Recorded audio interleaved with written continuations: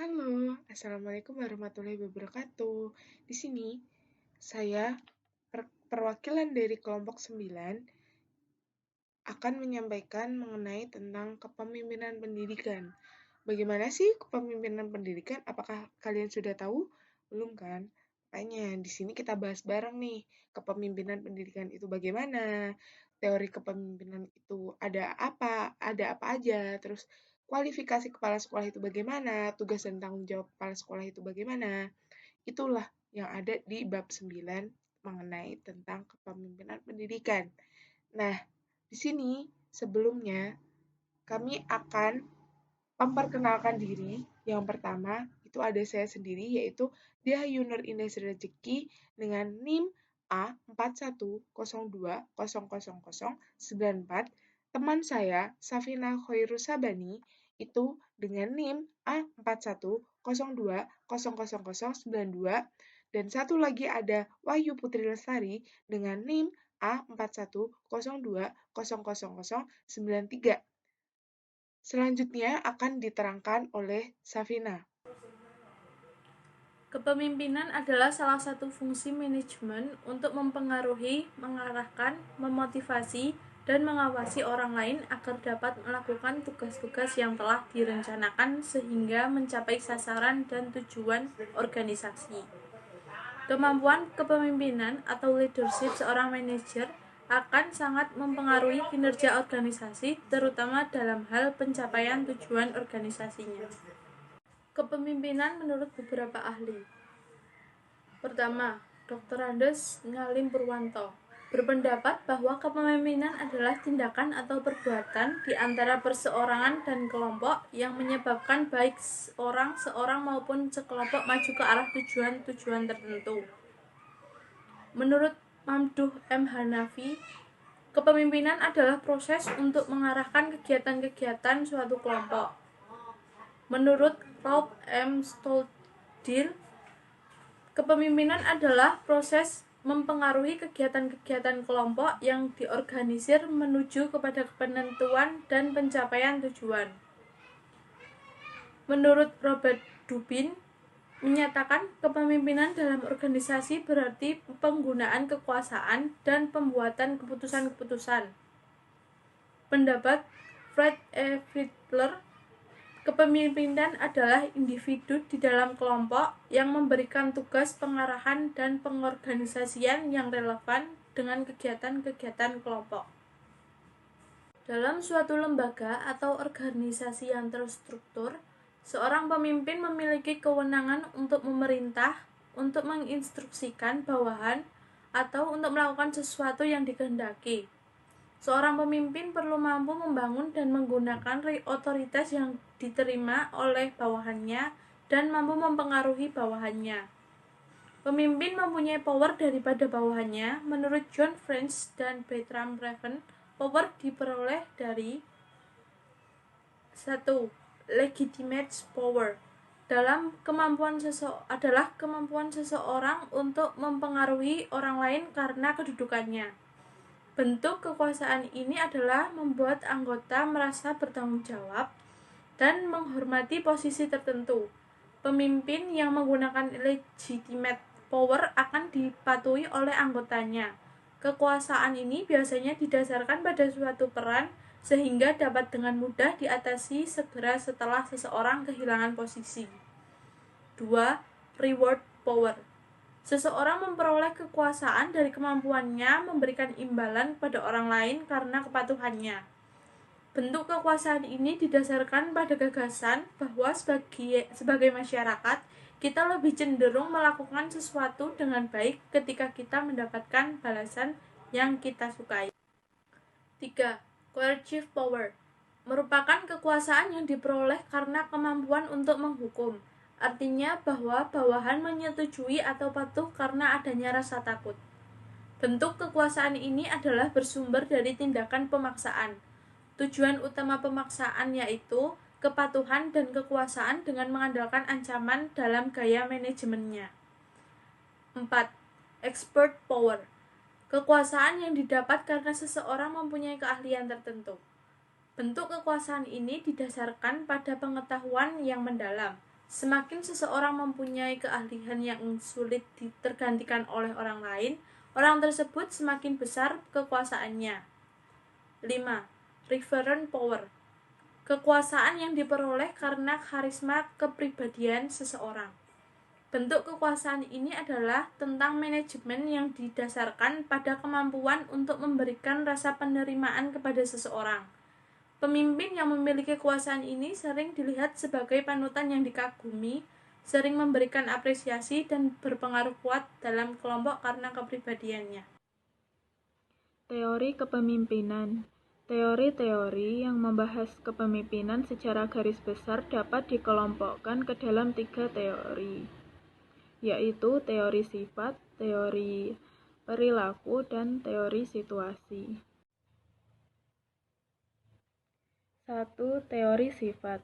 Teori sifat adalah suatu teori kepemimpinan yang berusaha mengidentifikasikan karakteristik khas, fisik, mental kepribadian yang diasosiasikan dengan keberhasilan kepemimpinan.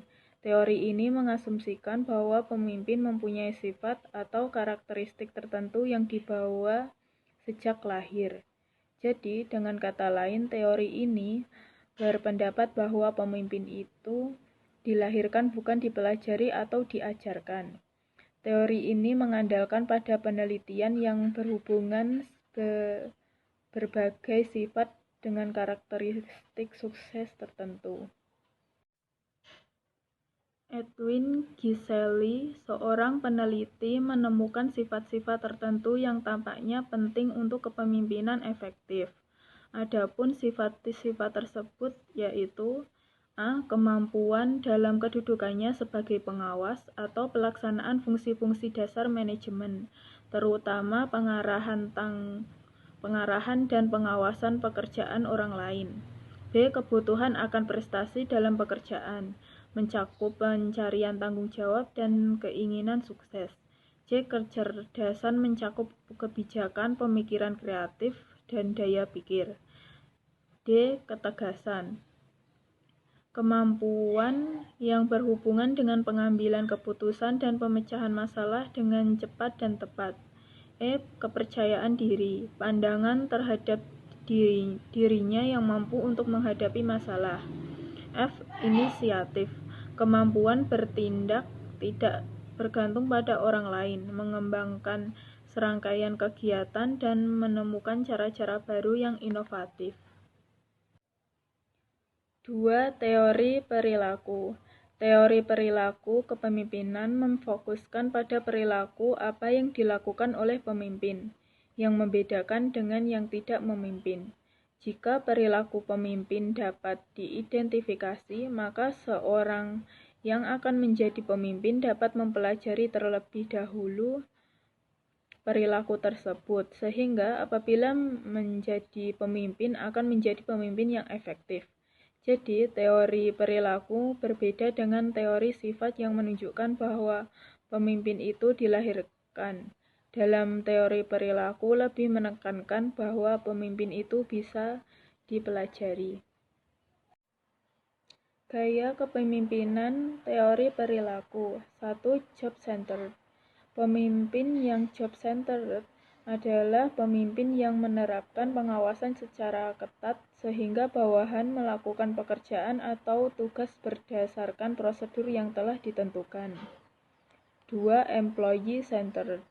Pemimpin yang percaya kepada karyawan dengan mendelegasikan pengambilan keputusan dan membantu pengikutnya dalam memuaskan kebutuhannya dengan cara membangun lingkungan kerja yang suportif. 3. Teori situasi. Teori situasi menyatakan bahwa pemimpin memahami perilakunya, sifat-sifat bawahannya, dan situasi sebelum menggunakan gaya kepemimpinan tertentu. Pendekatan ini mensyaratkan pemimpin memiliki keterampilan diagnostik dalam perilaku manusia. Teori kepemimpinan situasional mengusulkan bahwa keefektifan kepemimpinan tergantung pada kesesuaian antara kepribadian, tugas, kekuatan, sikap, dan persepsi. Teori situasional yang banyak dibahas antara lain 1. Teori rangkaian kesatuan kepemimpinan 2. Teori kontingensi 3. Teori siklus kehidupan 1. Teori rangkaian kesatuan kepemimpinan dari Tannenbaum dan Smith. Tannenbaum dan Smith mengemukakan bahwa pemimpin harus mempertimbangkan 3 kumpulan kekuatan sebelum melakukan pemilihan gaya kepemimpinan. 3 kekuatan pimpinan tersebut adalah 1. Kekuatan dalam diri pimpinan, yang mencakup sistem nilai, kepercayaan terhadap bawahan, kecenderungan kepemimpinannya sendiri, dan perasaan aman dan tidak aman. 2. Kekuatan dalam diri bawahan, yang mencakup kebutuhan mereka akan kebebasan, kebutuhan mereka akan peningkatan tanggung jawab, ketertarikan dalam dan mempunyai keahlian untuk menangani masalah, dan harapan mereka dalam keterlibatannya dalam membuat keputusan. 3. Kekuatan dari situasi, yang mencakup tipe organisasi, efektivitas kelompok, desakan waktu, dan sifat masalah ada itu teori sendiri. kontingensi. Teori ini mengemukakan bahwa efektivitas suatu kelompok atau organisasi tergantung pada interaksi antara kepribadian pemimpin dan situasi. Fedler menjelaskan 3 dimensi kritis yang menjelaskan situasi kepemimpinan yang efektif. Dengan ketiga dimensi tersebut, Fedler mengembangkan teori kepemimpinannya sebagai berikut. Yang pertama ada kekuasaan posisi. Yang kedua ada struktur pekerjaan, dan yang ketiga ada hubungan antara pemimpin dan bawahan. Yang pertama yang akan saya bahas yaitu kekuasaan posisi. Kekuasaan posisi itu bagaimana sih? Dimensi ini menjelaskan kekuasaan yang dimiliki oleh pemimpin seperti keahlian atau kepribadian yang membuat bawahan atau pengikut mengikuti kemauan pemimpin. Jadi, di kekuasaan posisi ini, pemimpin itu sebagai acuan gitu. Jadi mengenai keahlian pemimpin yang seumpamanya dia yang misalnya dia baik, terus habis itu keahliannya itu baik, makanya itu akan dicontoh oleh bawahannya, dan kepribadian dari pemimpin pun baik, itu akan memicu uh, seorang bawahan itu akan mengikuti kemampuan pemimpinnya juga baik gitu. Jadi tergantung perilaku dari pemimpin. Terus yang kedua ada struktur pekerjaan. Struktur pekerjaan itu menjelaskan sejauh mana pekerjaan dapat dirinci atau dijelaskan dan membuat bawahan bertanggung jawab untuk melaksanakan pekerjaan tersebut. Jika struktur pekerjaan tersebut jelas, pekerjaan dapat dikerjakan dengan mudah, bawahan dapat diserahi tanggung jawab pelaksanaan tersebut lebih baik. Jadi struktur pekerjaan ini ada strukturnya sendiri-sendiri, jadi enggak semuanya itu terpacu pada pemimpin, dan semuanya itu enggak diserahkan semua kepada pemimpin, itu tidak, tapi dibagi gitu. Jadi udah ada tugasnya masing-masing gitu, sebagai pemimpin, sebagai bawahan itu sudah ada tugasnya masing-masing. Terus yang ketiga ada hubungan antara pemimpin dan bawahan. Dimensi ini berkaitan dengan apakah bawahan percaya dan menyukai pemimpinnya dan bersedia mengikuti pemimpinnya. Dimensi ini dianggap paling penting karena kedua dimensi sebelumnya dapat dikendalikan oleh organisasi.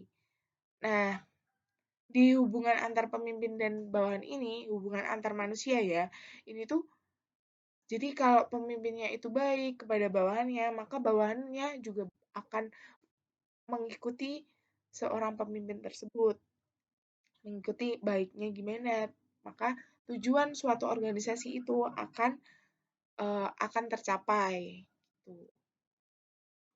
Fedler mengembangkan beberapa situasi dengan kombinasi ketiga dimensi tersebut. Situasi yang baik digambarkan sebagai situasi kerja di mana kekuasaan jelas, struktur kerja jelas, dan hubungan antara bawahan dengan atasan baik.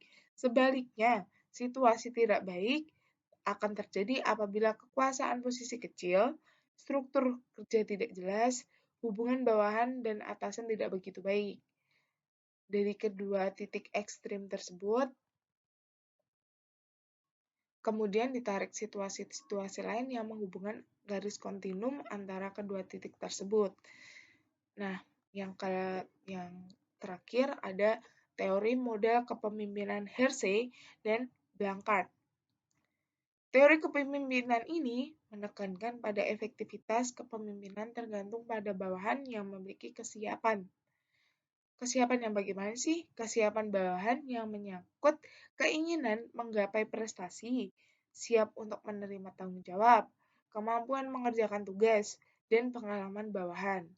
Variabel ini akan memengaruhi efektivitas kepemimpinan Hersey dan Blanchard membagi gaya kepemimpinan ke dalam 4 kotak dengan sumbu mendatar perilaku kerja dan sumbu tegak perilaku hubungan antar manusia. Dan yang terakhir akan membahas mengenai tentang kepala sekolah. Yang pertama, ada kualifikasi kepala sekolah.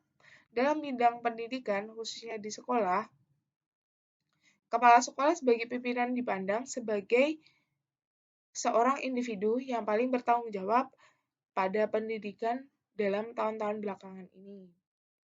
Pengangkatan pimpinan sekolah masih dilakukan oleh atasan, yaitu Dinas Pendidikan Nasional, dengan mempertimbangkan syarat-syarat yang telah ditentukan. Syarat tersebut antara lain mempertimbangkan senioritas dan tes kepala sekolah. Namun demikian, dengan pemberlakuan otonomi daerah dan otonomi pendidikan, beberapa sekolah mengangkat kepala sekolahnya sendiri tidak melalui Dinas Pendidikan. Tentunya, kemampuan untuk menjalankan tugas dalam bidang pendidikan erat kaitannya dengan bagaimana proses belajar mengajar harus berlangsung. Adapun syarat kemampuan untuk membangun hubungan manusiawi tersebut ini berkaitan dengan kemampuan seseorang untuk menjaga hubungan baik dengan pihak internal dan eksternal sekolah. Untuk menyusun syarat-syarat kepala sekolah, sebaiknya melibatkan tidak sekedar shareholder sekolah, melainkan juga stakeholder lainnya, dikarenakan pemberlakuan regulasi otonomi dan MBS, pemilihan dan pengangkatan kepala sekolah sebaiknya dilakukan oleh warga sekolah, atau dengan memperbolehkan calon kepala sekolah yang berasal dari eksternal sekolah. Dinas Pendidikan Nasional memiliki kewenangan dan atau otoritas untuk mengukuhkan usulan dari sekolah.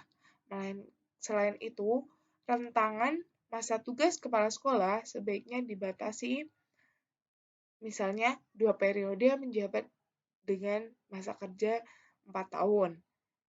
Setelah diselingi oleh pejabat lain, dia dapat diangkat lagi ketiga kali selama 4 tahun kemudian. Gitu. Mendiknas mengeluarkan SK nomor 162/U/2003 tentang pedoman penugasan guru sebagai kepala sekolah. Dengan mengacu pada SK tersebut, seorang guru dapat mendapatkan tugas tambahan sebagai kepala sekolah dengan memiliki pemenuhan persyaratan umum dan khusus. Persyaratan khusus menyangkut jenis dan jenjang pendidikan, sebagai contohnya, calon kepala sekolah SMP berijazah setidaknya sarjana S1 dengan jabatan berijazah sebagai S1, calon kepala memiliki jabatan guru dewasa dan harus memiliki pengetahuan tentang hubungan kerja dan kerjasama dengan dunia usaha atau dunia industri, serta memiliki wawasan tentang unit produksi. Tugas dan tanggung jawab kepala sekolah.